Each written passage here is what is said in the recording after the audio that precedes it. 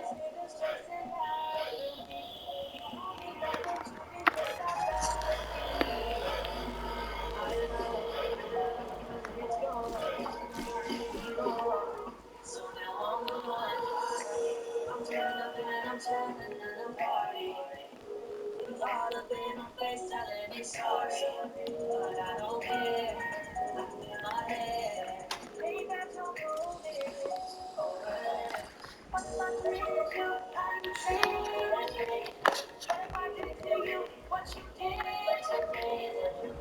does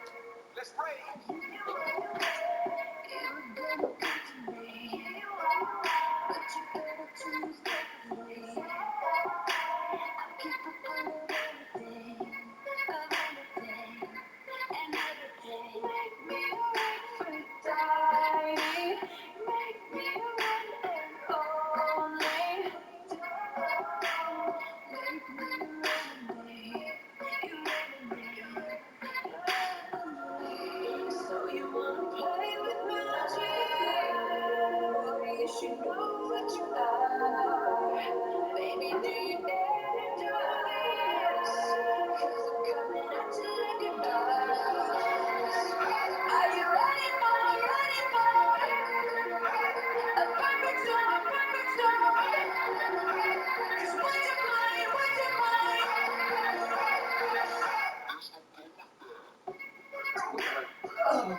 Fuck, that hurt. Okay.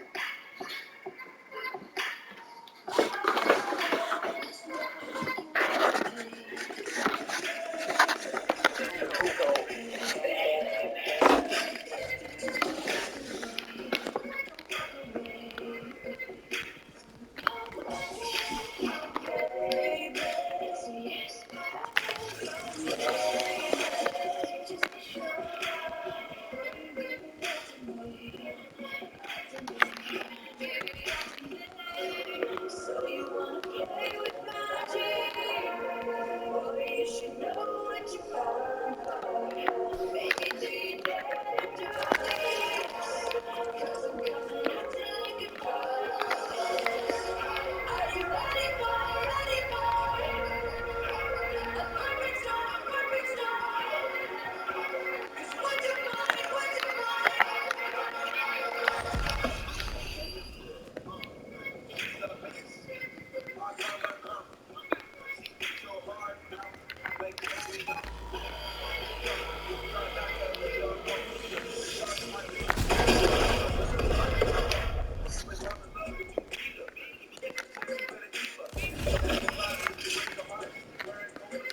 Avoid misconduct.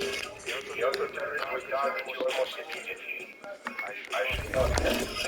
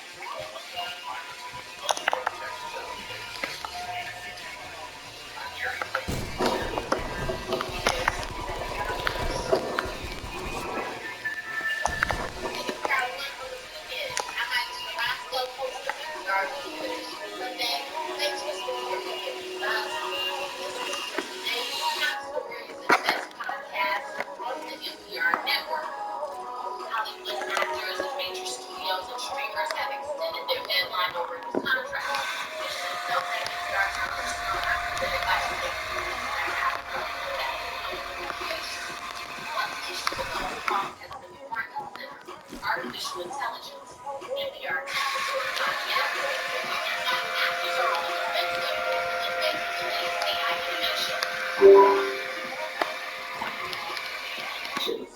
AI deepfakes can place a digital version of an actor in a movie.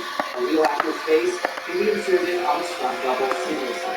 AI can make it look like an actor is speaking in a language they don't speak. These are not fantastical sci-fi scenarios. AI wizardry can win all the personalities. Actor Ben McKenzie has been following along. McKenzie started a hit mid-2000 show, The OC. McKenzie played Ryan Atwood, a movie team in the roster of He didn't know it wasn't? No, I can't. You should go. Want to take it up? That's why we're family? In 2 decades, McKenzie and his actor friends are talking a lot about AI.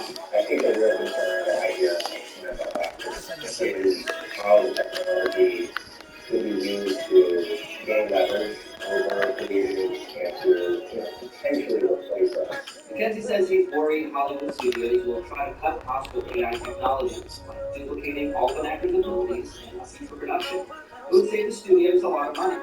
The Screen Actors Guild is pushing for actors to get paid fairly for this kind of work. If there was no pool, then understandably it would be a lot, and you would get someone who's, who's starting out, so I have to get a guy who's out there to some company to license. Use go beyond digital AI doubles in using cameras. The team is managing to work in Los Angeles and represents A-list actors. She says there are other concerns. We are also trying to make sure that our clients' performances can't be used to train AI. Meaning the clients have been pushing for contract terms that now include not allowing past performances to be put into an AI to generate something new. Some actors, she says, are already compiling digital libraries of themselves, potentially licensed to be used in their lives. I think their main, like, the essence of their personality and performance, the thing people are hiring for. James Earl Jones, for instance, has agreed to have his voice played for his actress's death. Your staff and the position of Prime Inquisitor is yours. So that iconic Darth Vader voice could appear as though saying something totally new in decades from now. This kind of situation is supported by the Screen Actors Guild. And it's okay with something else. Using AI when an actor is unavailable to play a part. Some actors are atheists. But others in Hollywood are resisting the AI movement hard, like Justine Bateman. She's a longtime actress and director. She says it seems like every day AI can do more and more things for movies. It almost feels like it's constantly nagging them. To me, AI seems like super annoying person who's about to get fired. And I was like, you want me to do this for you? You want me to do that for you? You want me to get your food? You want me to do this for you? Like, no. He says there are plenty of societal issues AI should tackle, but there's not a problem in the entertainment business that AI is solving. Former OC star McKenzie says he was more worried about AI taking away writing gigs more than upcoming acting roles. On acting though, there are some definite lines of people who would not like AI stuff. Now what if David Jessica AI actually did go body stuff? Yeah, that's the point. Writers are currently on strike, and AI replacing work is also a major concern. Bobby Allen, PR News, Boston.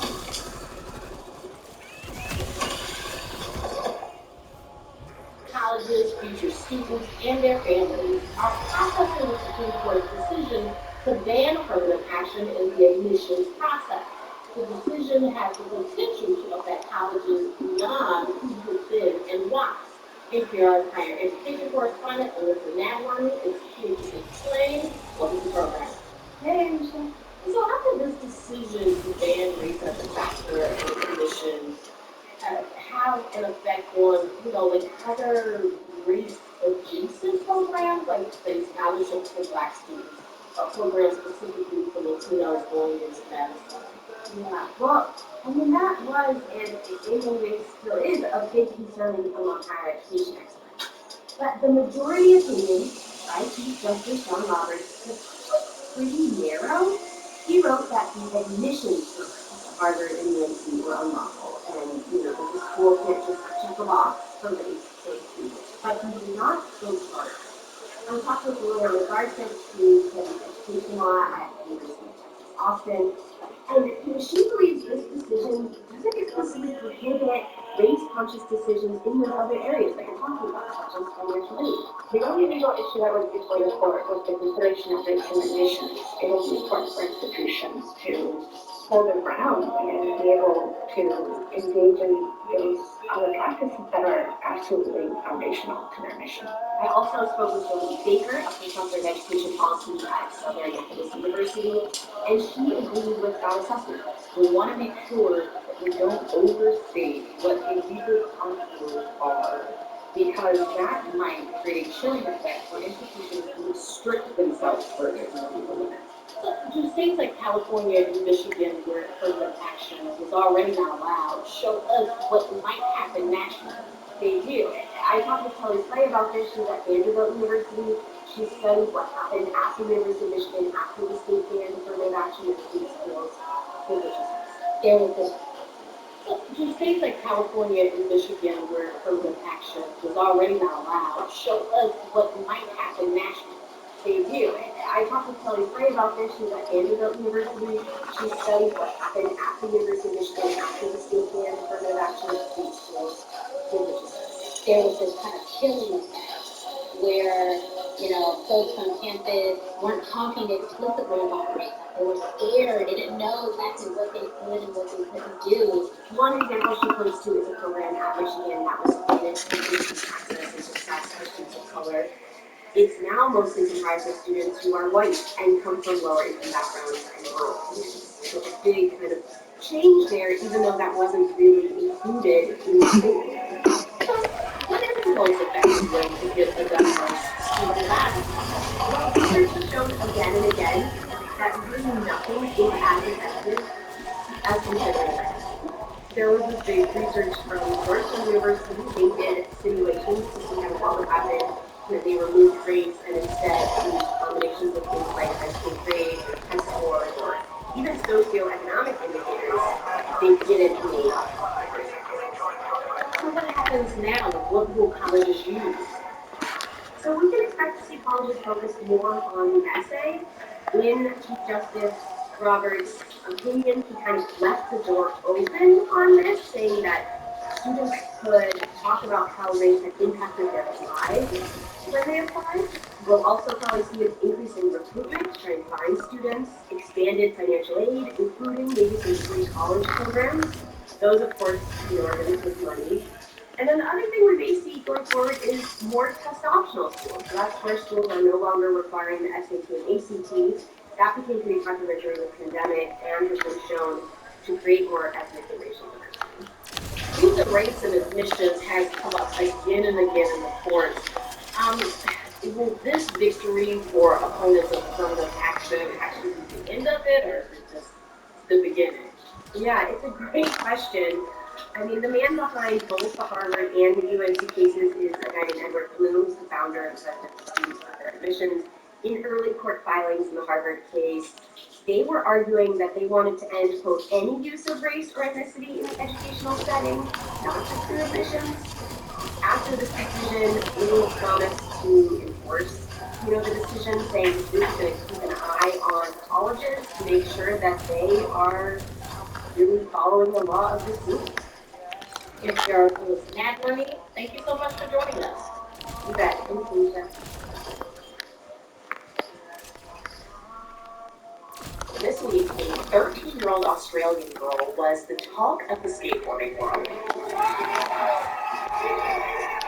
On Tuesday, Arissa True made history when she became the first female skater to land a 720. That is 2 full rotations of the air. And she did it at an event called Tony Hawk's Burt Over, named after the skateboarding legend who incidentally pioneered the 720, and he was there to cheer her on. Here with us now is Kristen Emmerling. She's executive director of the not-for-profit organization Skate Like Girl. Kristen, welcome to All Things Considered. What's up? So, Kristen, we should point out you are also a professional skateboarder. What were you thinking? What was your reaction when you saw Arissa True land that 720? Yeah, so I'll just start by saying I'm a professional skateboarder and a totally opposite discipline called street skateboarding. So pretty much anything done on a program is amazing. It's very scary to even drop in on a program. So my first reaction was just amazement. And it also just kind of took me back to like the first time I saw Tony Hawk win his 900. I saw that on TV as a little kid. And, a couple years after that, I started skateboarding. So it got me really hyped just thinking that, kids around the world are going to be able to see this and see this amazing. Okay, for people who have never put their feet on a skateboard before, can you explain exactly what a 720 is? And like, how hard is it? Yeah, so I think the easiest way to so the street is performed on a movement that kind of pulls you up on one side and if it comes down, shut up, Becky. But this trick in particular has you shoot into it backwards. So basically she dropped in on one side of the ramp, did an air on the opposite side, rode backwards, back to where she started, and spun around 2 times to re-enter the ramp, facing forward. Okay, let me see if I get this straight. Arista Drew landed the 720. And she also did it with the pressure of Tony Hawk himself watching. Like, come on. Yeah, it's pretty cool. I actually saw clips of him kind of like coaching her a little bit on the sidelines, which kind of reminded me of just how cool skateboarding is, that we want to kind of see each other win. It's less competitive, I'd say, than other sports. And yeah, it's just amazing to do that in front of the guy. Pretty cool. No kidding. I mean, looking more broadly though, how are milestones like this significant, particularly for girls and women in the world of skateboarding? Yeah, so I think it's another reminder that like girls and other non-traditional athletes can do incredible things when you give them the access, resources, facilities, the coaches, and just to remember that like the skill level gaps that we see in sports is, less so based on like the one gender being better than another out of sports. It's just more related to the lack of access and therefore low participation by certain genders in certain sports. And yeah, super excited to see what the future holds. Oh yeah, we're gonna have to keep watching. Kristen Emily is a pro skateboarder and the executive director of the nonprofit organization Skate Like a Girl. Kristen, thank you. Yeah, thank you so much.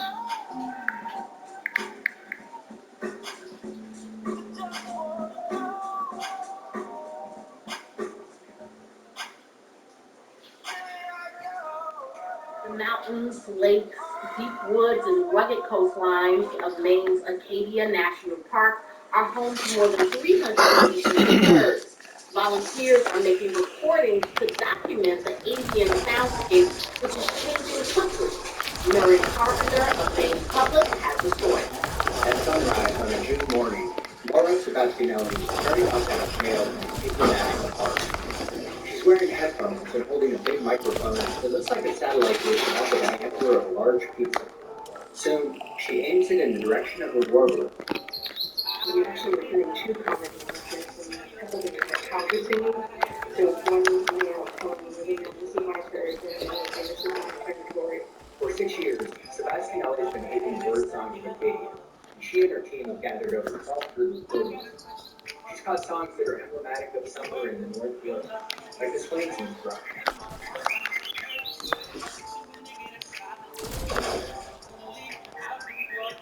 And the white-throated sparrow. And rarer sounds like the call of the American bittern, a wetlands bird in steep decline.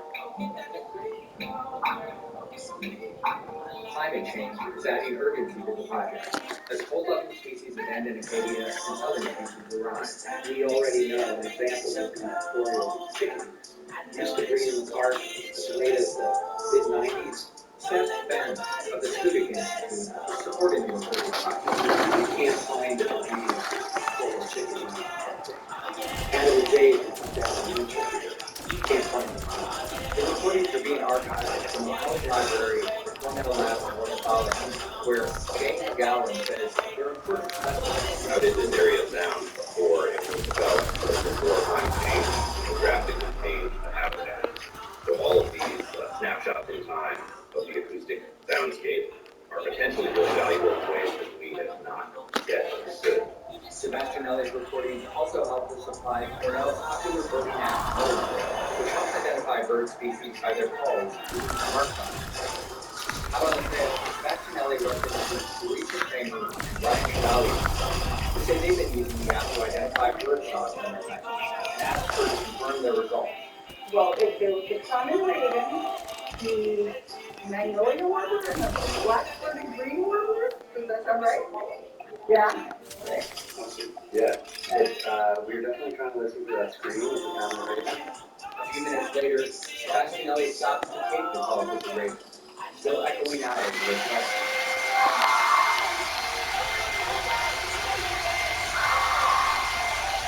After the trailhead, Bastianelli said, like she's sending an audio postcard to future generations. Who knows what people are going to use this for? Who knows what education is progress? Is this going to be, a point in time where like, well, I wonder what international park sounded like 50 years ago? Just how different, who knows?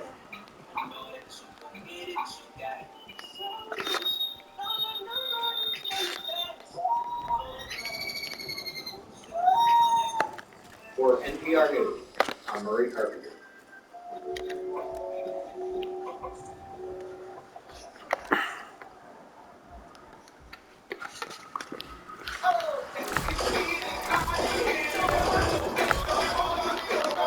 Temperatures are hitting the 90s, well into the upper Mississippi Valley, and it's even warmer in the central and southern plains.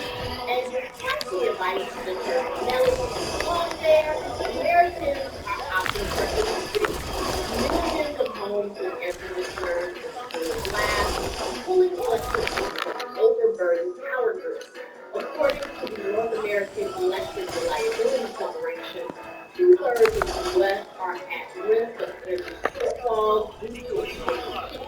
Daniel Cohan is a professor of environmental engineering at Rice University and he is with NAP. Welcome to the program. Thank you, Aisha. Great to be with you. So extreme heat isn't new, but obviously with climate change it's becoming increasingly common. And our power grids, they're not really equipped for this, right? They're still very old. Right, they're struggling to keep up with waves that keep getting hotter as the climate warms. Right now, we're seeing some of the hottest temperatures that we've ever experienced in June. Our biggest source of supply historically haven't been growth. We haven't been building new nuclear plants or new hydroelectric dams in this country. We've been closing a lot of our coal. And that's coming at a time when demand is starting to grow. Heat waves driving air conditioner use in the summer, and we're starting to see more and more cars and data centers in the grid that are driving demand up. After a couple decades, when demand growth is very slow. Is the solution to increase renewable energy production around the country, say by building wind farms, solar farms? It's part of the solution. The Department of Energy expects that most of the growth that we're going to see in electricity this year is going to come from solar and wind. After enormous numbers of wind and solar farms waiting to be built, 10 times as many solar projects want to be built as we have. But our power grid isn't really set up to have enough transmission lines connecting to the sun using so we're seeing the grid experience strain in getting enough power from large load things to these factories that get hit. That is Right, our grid got built to bring power from several hundred really good power plants, nuclear plants, coal plants, and way out from there to cities. What we need with wind and solar is a lot more lines with enough capacity and really high voltages that let you move a lot of power around. getting all these lines built, you have to like cross state lines, and there's all of the big issues, safety specifically. And then also, people don't necessarily want power lines built all over the place. Right, there's a big problem with the not in my backyard attitudes, which has made it very hard to build new infrastructure. So are there any places in the U.S. that have done a good job of modernizing the grid? Here in Texas, what our leaders got right was building out billions of dollars worth of power lines within the state.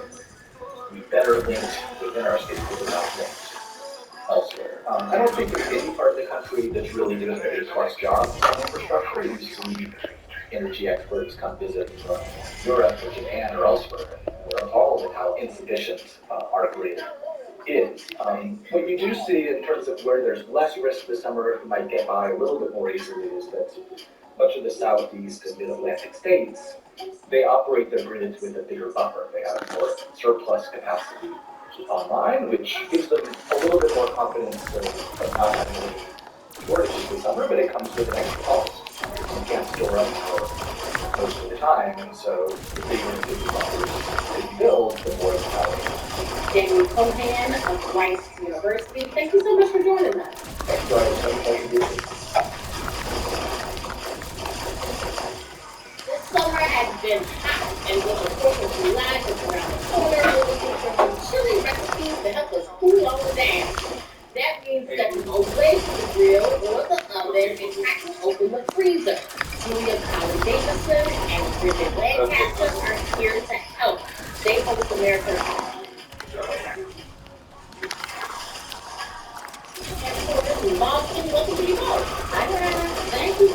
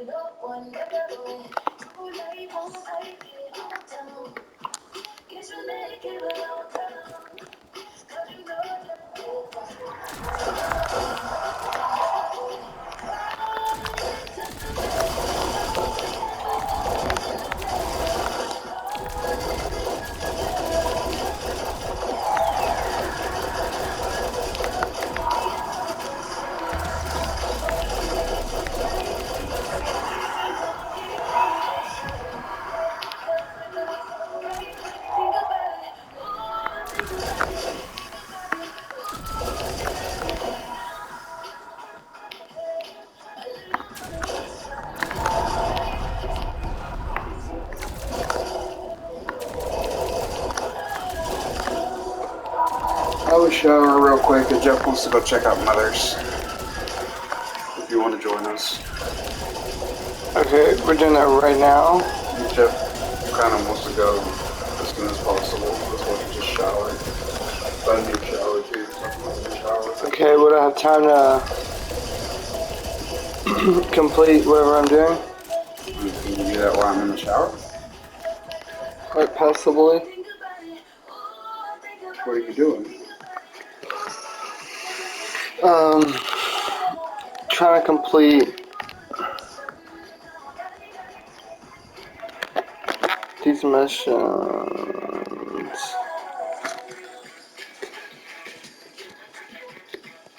So I got like 3 more rounds and I should complete 1 mission and then...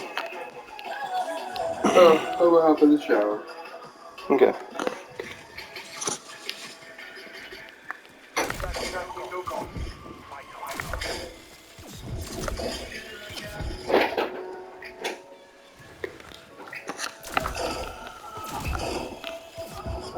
I got Austin's on here. I don't have to close my door when I shower.